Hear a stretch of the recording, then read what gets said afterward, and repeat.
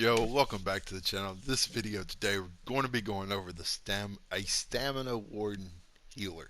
Yes, a healer, stamina healer. Now, before y'all go down there and crucify me in the comment section, this is for a friend who found a video from 3 years ago and hasn't really seen anything since, anything recently, and just kind of wanted to know how to run it. So this is what I put together, making the video for her and for whoever else wants to give this a shot, because I actually had a lot more fun with it than I thought I would. It is very different, but not too different. So, I'm an Imperial. Best thing is probably an Argonian, because the racial passes where you pop a pot, you get all resources back. So, but anyways, let's go ahead and dive into it. Max Magicka is 21.5. My max health is 20.9, and my max stamina is 30k. So my recoveries are low, but my pulls are so high at this point that it's really not a big deal. Weapon damage is 2.6, and weapon critical is 47.4%. Now, like I said, I am an Imperial. Keep that in mind. I have 38 points into Magicka, 26 points into stamina.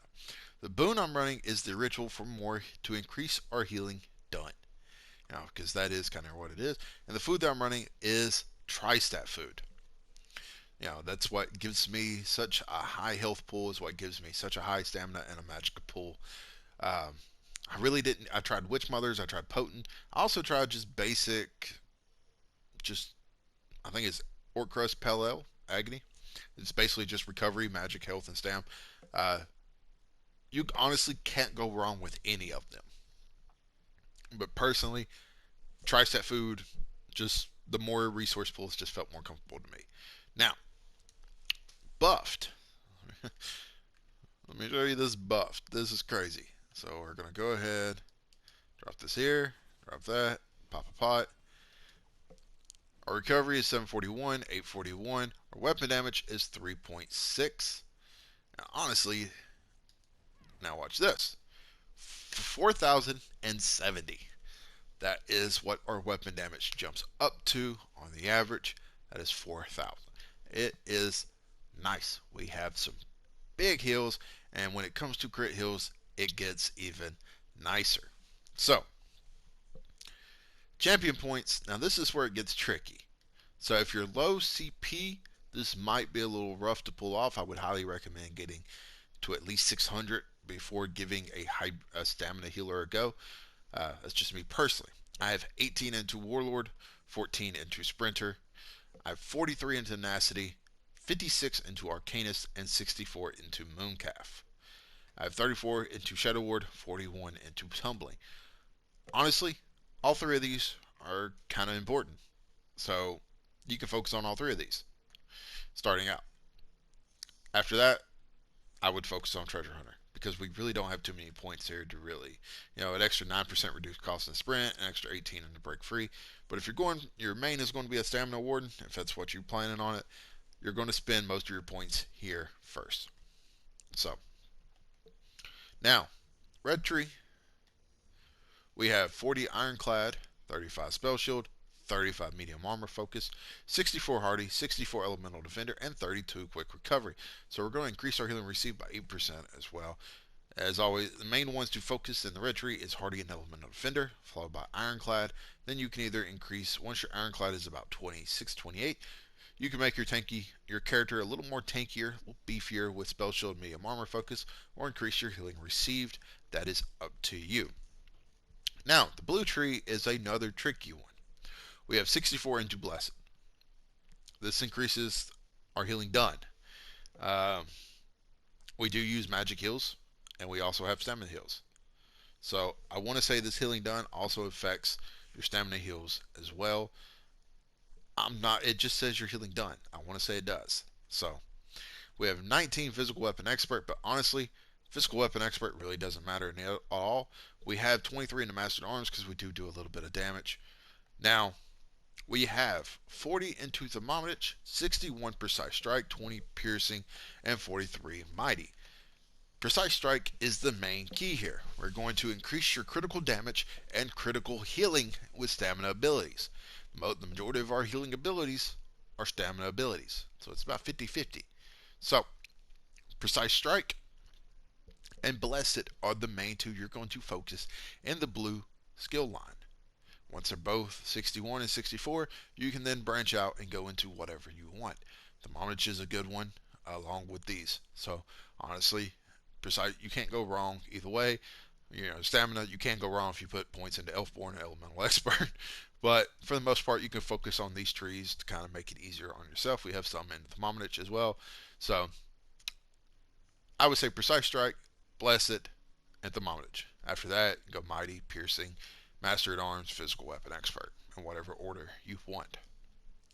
Now, sets. Of course, if we're going to be a stamina healer, we need Powerful Assault. You get this from Telvar. It is a nice little set to have. It is all over the markets right now. It is everywhere because with the STONETHORN patch, it received a nice buff. Now, what this set does, we're running 2 daggers, 1 infused, 1 precise, with absorb stamina and a poison damage enchant on, just for a little resource management here, and some poison damage. And then on our back bar, we have a bow infused with a weapon damage enchant. Honestly, as long as you have a bow on the back bar infused with a weapon damage enchant, you don't have to run Powerful Assault. Because of the way this set works, you can literally just front bar and you can throw like a Maelstrom on the back bar to increase damage from the Endless Cell that we're using, or something else. I mean, it's up to you. Now, what this set does, you get it from Telvar. It gives you max health, max stamina, weapon damage, and when you cast an assault ability, you and up to 5 group members within 10 meters gain 299 weapon and spell damage for 10 seconds. That is your Echoing Vigor. That's it. It procs it. Every 10 seconds, you just hit it, and it goes off. That's all it is. We're running it weapons. We're running dual daggers because we're not really looking to do damage, so we're not really running the axe. So we want the more crit from the two-handed ability, the dual wield skill line here in the passives. Right here. It's basically we grant a bonus type, swords increase your damage, dagger increase your weapon critical rate, and current bonus 2.1. So we're running dual daggers just to increase our crit. So we have 1 precise, 1 infused, and then of course the infused bow. And then we run jewelry, all robust, all weapon damage. Now of course you can run infused, or you can throw some magic recovery or stamina recovery, whatever you want. But I had a lot of fun with this. Honestly, I had a lot more fun than friend I took into Vet Bloodroot Forge to give it a try with. When I said I'm gonna try out this healer build, I need you to come do Bloodroot Forge with me. They said sure, let's go. And then when they get in there and saw I was wielding a bow, they had questions. But it went smoothly. We didn't have any issues. We had a few issues at the Minotaur boss where people were getting one-shotted with the hammer, or not the hammer, but the axe. But outside of one-shots, there wasn't no issues keeping anybody alive. It does take some work though. I wouldn't just dive straight into Bloodroot Forge. I built my way up. But anyways, I'm getting off track. Let's go ahead and get into the next sets. Monster set that I'm running is Troll King. I'm running Heavy Helmet Divines with Max Magicka and a Heavy Shoulder Divines with Max Magicka. Honestly, medium would probably be better. Give you more crit, but I'm running too heavy just because I didn't have a medium Divines Troll King to use. But I have 2 Max Magicka enchants on both. Now what this set does, it gives you healing done. And when you heal yourself or an ally, if they are still below 50% health, their health recovery is increased by 893 for 10 seconds. It's nice. We're getting healing done, and we're getting increased. Their health recovery is going to go up, so they're going to survive. Now, I tried out Sentinel. Sentinel's nice for recovery and stuff. This got changed this patch to where now it restores stamina and magicka. So this is really nice, but a lot of the times, especially if you're in a pug, they're not going to stand in that little green circle. They're going to run around, they're going to move, they're going to dance. So I found most of the time this heal was just going to waste. So I tried out Symphony of Blades. This one is nice, but it is kind of nerfed into the ground.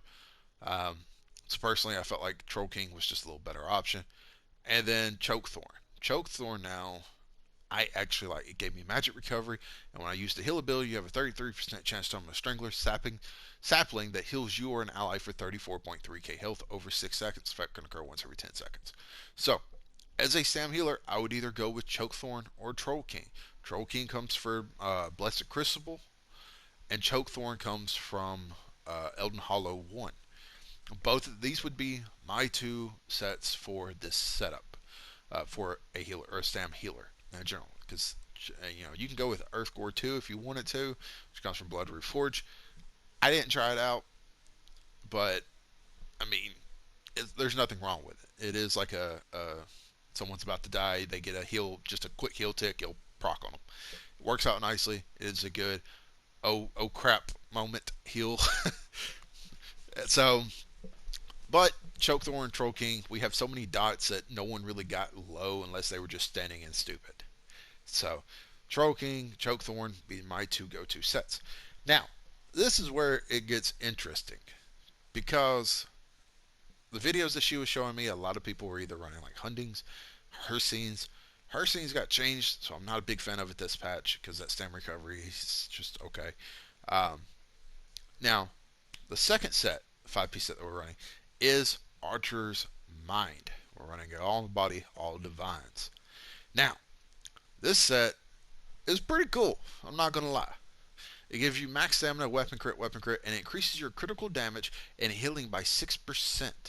Increase your critical damage and healing by an additional 12% when you're a sneaker or invisible. We're not really going to be invisible or sneaking, but we're going to increase our crit damage and healing by 6%. So those nice, we were really close to 50% crit as it is. So that we're going to get plenty of crit heals because we have a ton of dots. So this just works out really well. Archer's Mind comes from Dragonstar Arena. You can farm the body pieces on normal. It is a 4-man content, but this is pretty much all over guild traders as well. You can find purple jewelry for less than 5k. Powerful assault pieces are all over traders as well. They range in price as well. So shop around. Don't just buy the first one you see, unless it's a tremendous deal. But go around and look and see what you can find, and just kind of you can wear this either way. But if you're going to have Archer Mind weapons, I would run the bow and the weapons. I would have both of those. So I wouldn't just have Archer Mind on the front bar and not on the back bar. But if you're running Powerful Assault, you could definitely just run the dual daggers and not have the bow on the back bar. You can have whatever. So, skills. This is the crazy part. Well, she was talking. You can't apply off balance. You can need that wall of elements. Cutting dive here, so that's where it comes into play. It's going to deal a nice little bit of damage. But if you are more than 7 meters away from the target, you're going to set them off balance for 7 seconds. So now, in group content, no, you're not going to set them all off balance. You're going to set whichever one you hit. But all you got to do, poke, they're off balance. The boss is off balance. And you're going to be away from the target anyways. So you're going to be hanging back, so that way you can take care of the heals. So, Rending Slash is just kind of here. I put it here so it would proc the Absorb Chant and the Stamina Enchant. As soon as it goes down, they'll proc for me. There it goes off. But for the most part, that's kind of all that was. It's just there so that way I can just hit it and my Absorb Stamina Enchant goes off. My Poison Enchant goes off. And then when it refreshes, so it'll do it on the initial hit and on the second hit, and that little red absorb into me is the absorb stamina. So that's why this is there. If you don't want to use this, because you can proc you can proc those with cut and dive.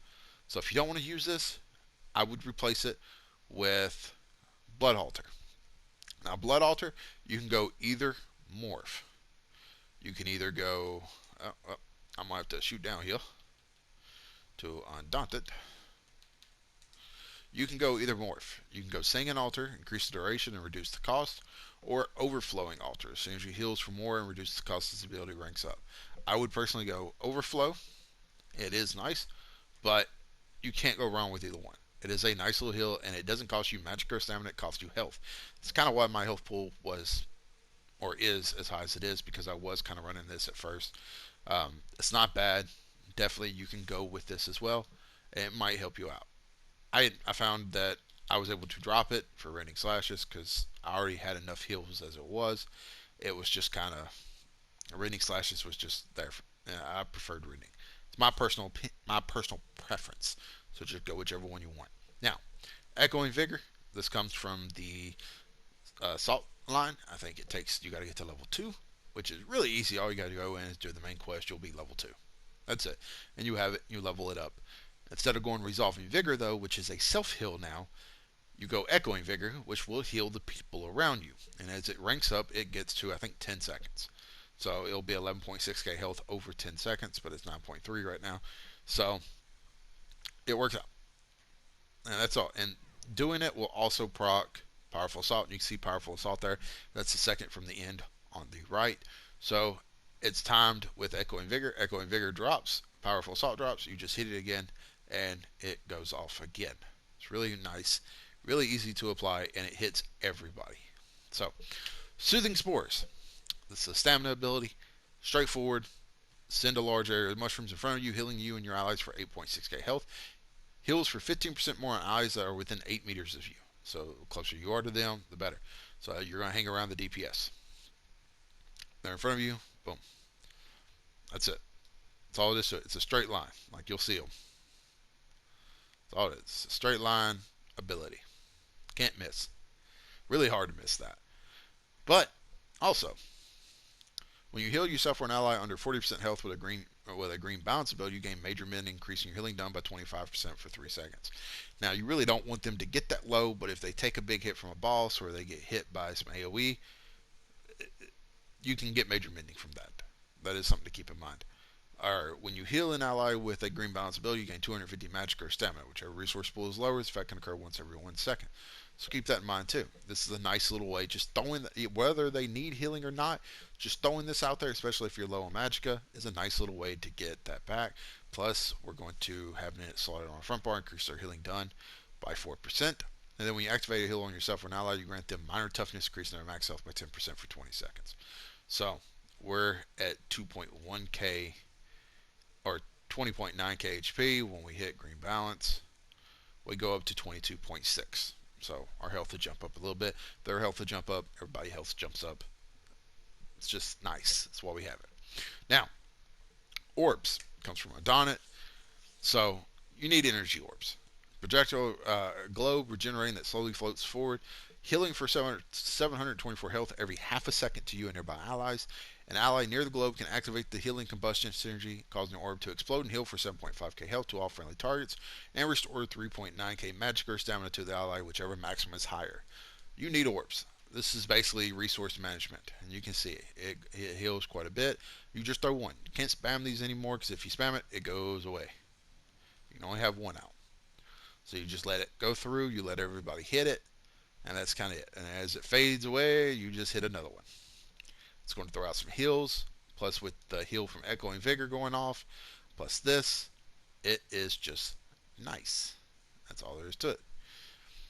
Because we don't have, one of the main things about a healer is being able to keep the group with resource management, shards, whatever, orbs. We don't have shards. We're not a Templar. So we need energy orbs for that. Now, ultimate here from the green balance. Healing Thicket. This is, you swell a healing force at the target location, instantly healing the most injured friendly target for 9.6k health. The force continues to heal you and your allies in the area for 32.k health every 1 second for 6 seconds. Healing over time will continue to heal you or your allies for 4 seconds after leaving the force. Okay. Originally, I was running the Enchanted Force, which gives you ultimate back when you heal an enemy or a friendly at a low certain percentage of health. But the more and more I used it with randoms, I kept noticing they kept running out of the forest. I don't know why, but they would be low health. I'd throw the forest down, and instead of staying in it, they would run out of it. And sometimes they'd run out to die. I don't know why. It's like Imperial Prison. We was doing it. We got to the eyeball, and instead of that, I threw the forest down. They got smacked. I threw the forest down, but instead of staying in the forest, they decided to run out of the forest in the back and ran around the swamp. And you can't be in the water in that area. You'll die. So instead of just staying in the heal and running back it through, so that way they could stay alive, they went out the backside and ran around and just died. So, and the more and more I threw this tree down, I don't know, maybe they have flashbacks, flashbacks to Bloodroot Forge with the Hag Raven, that second, or the first big boss, second boss of her thicket. Maybe that forest just scares them. I don't know, but they run out of it. And at least this way, when I cast it, when they're low or whatever, it's 87 ultimate. It's quick to get back. At least this way, there's still kind of a heal on them when they leave the forest. So it's not a complete waste of an ultimate. You know what I mean? So if you want to go with the Enchanted Force, by all means, go for it. I just use this just in case they want to run out. Now, I've been using this for the last few runs, and it's been working out pretty well for me. Now, back bar, Endless Hell. This is basically just to keep our ultimate up. Or not our ultimate up, but our weapon damage enchant up. That's it. It does a nice little bit of damage, but it's pretty much just there to keep our weapon damage enchant going. So that way we have more damage. Growing Swarm. Unleash a swarm of Fetcher Flies to relentless attack an enemy, causing them to bleed for 11.2k physical damage over 10 seconds. The damage is nice, but that's not really why we're using it. We're using it for the fact that they rip through the original enemy's flesh, inflicting them a minor vulnerability for the duration, increasing their damage taken by 8%. This is nice to have, and this is great. This gives minor vulnerability to the target. It is awesome. Now we have Ice Fortress. Wrap a thick cloak of ice around you and your allies. The ice grants major resolve, increase your physical and spell resistance by 5.2 for 23 seconds. You gain minor protection, reducing your damage taken by 8% for 23 seconds. That's all it is. It's just a nice little buff. As you can see, our resistances, our food ran out. Our resistances are 16.2 across the board. And just hitting this, we'll bar swap, just see 21k.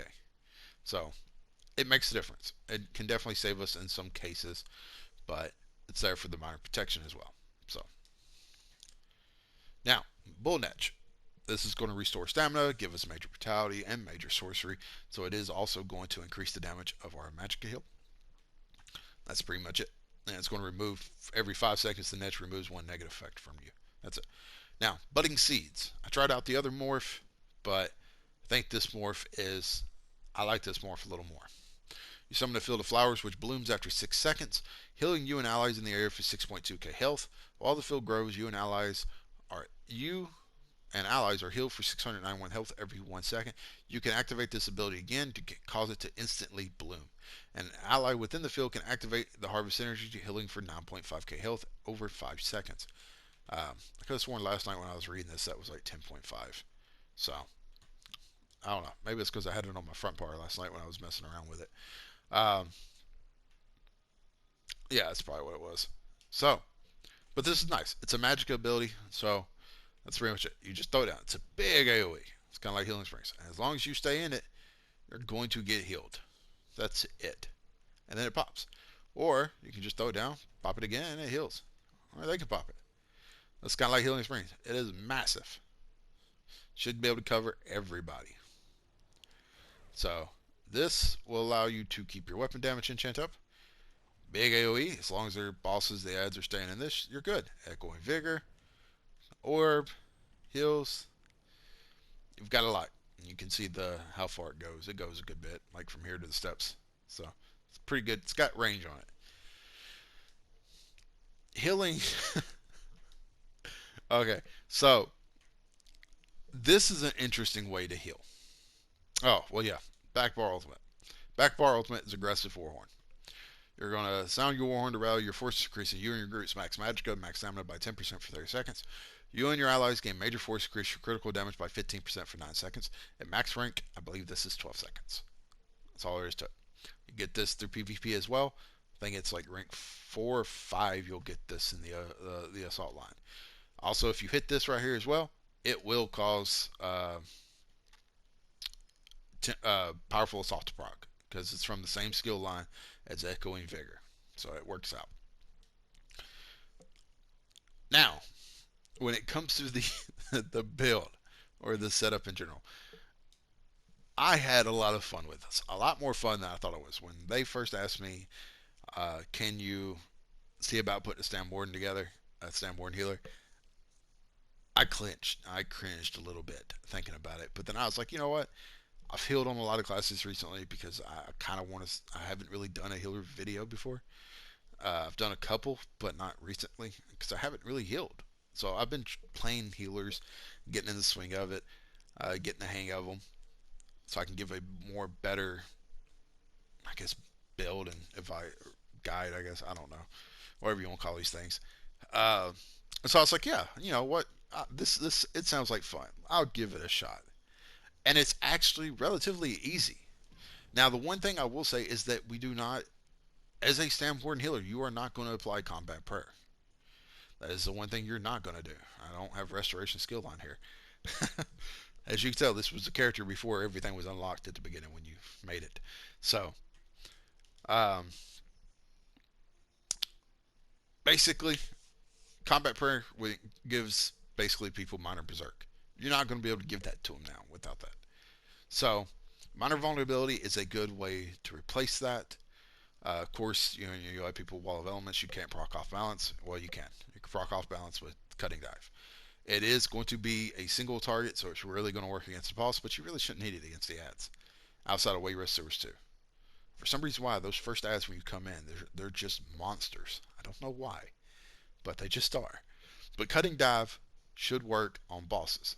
As you see, every set, off balance. But where is it going? There it goes. Once the cooldown is done, it'll go off. So you have orbs. You have enough Magicka to do this. You have Soothing Spores, which is a nice little burst heal as long as they're standing in front of you. Echo and Vigor is really nice. You're adding an extra 300 weapon damage, and you're applying a lot of crit heals. So, Troll King is really nice, so is Chokethorn. Honestly, you can't really go wrong with Symphony, Troll King, or Chokethorn. Chokethorn and Troll King are my top two. Or hell, you can even use Earthcore if you wanted to. Honestly, yeah, this is what Earthcore does. It gives you 40%. It gives you 4% healing done, and when you heal yourself or a group member that is under 50% health, you conjure a pool of quenching blood underneath them, immediately removing all previous placed enemy placed effects and healing the lowest health group members in the area for 37.2k health over 10 seconds. Effect can occur once every 20 seconds, so it's a nice heal, and it comes from Blood Reforged.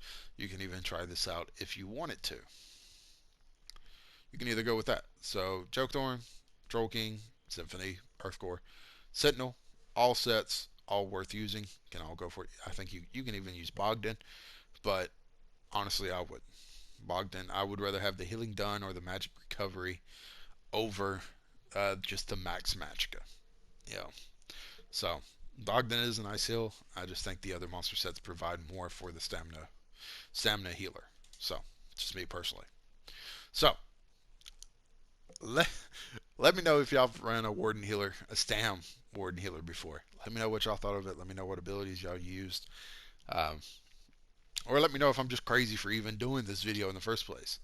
So, like, hey, let it fly. But, as always, I hope y'all have fun. I hope you're enjoying the game. Take care, and until next time.